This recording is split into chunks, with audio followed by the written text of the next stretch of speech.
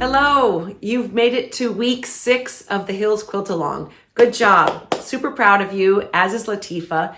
And you're at the point where you have learned all of the skills, the cutting, the sewing, the adding pops of color, and then with the last week, putting together your rows, row by row by row, which Latifah did a very, very clear job of how to sew them.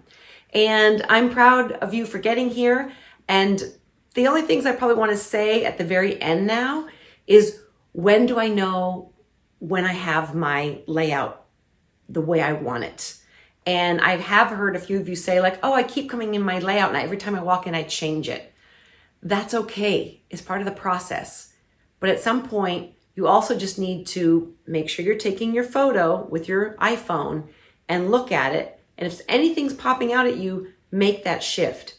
If it's not popping out at you and you like it, sew it. Things always look better once you sew those blocks together.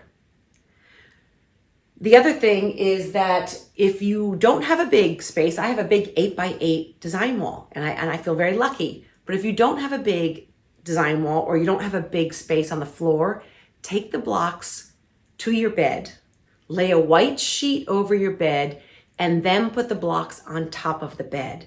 That way you can see how the blocks are working together. And if you group like colors together, you're going to be successful. So they're not all mishmashed around. You keep the lights and the whites and the creams and the pales together. And then you might put the blues together and the greens and the yellows and the reds. That's a very successful formula. So what I've done with you along the way as I've been teaching this whole quilt along is I've produced what has been a very different layout, even though it has a similar and same feel. And the reason it's a different layout is because I wasn't copying the work I had done before. When you put them side by side, if you were to put them together, they're going to have the same lovely feeling. And that's another thing that I want you to be secure with. And even if you're doing your own fabrics and your own palette, putting these together is a successful approach, just because if you blend your light colors in the same area of fans, it's going to look good. Let's take a close-up of how this new layout looks and how it's different than the original layout. So I've kept the top light, but I've made it even lighter than my original layout. And the yellows are off to the right now instead of the left. I like them in the right-hand side, and they're not as strong. They're not as saturated. So I love the airiness of the new layout. And then I go right away into the blue. I've used almost all of my blues because I wanted this overall feeling after playing with it to be more of a bluish quilt. So you can see I've got the light blues, some greens, I've got the deeper rich blues in here, and I've got my accents in these 3 blocks here.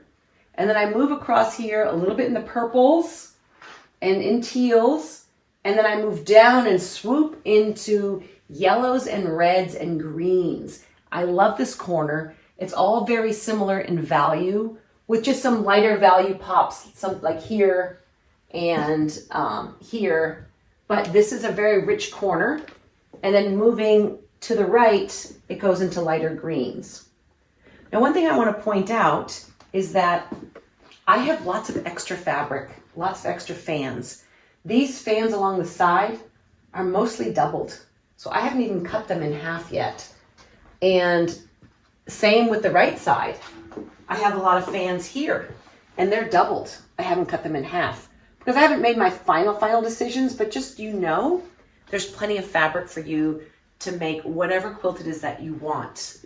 And let's see what else. I still have to cut the bottom half of these 2 blocks here and put them up in those 2 positions up there. I think it's, and then in the corners. So I just want to take you a quick look of all the things that are left over in the kit.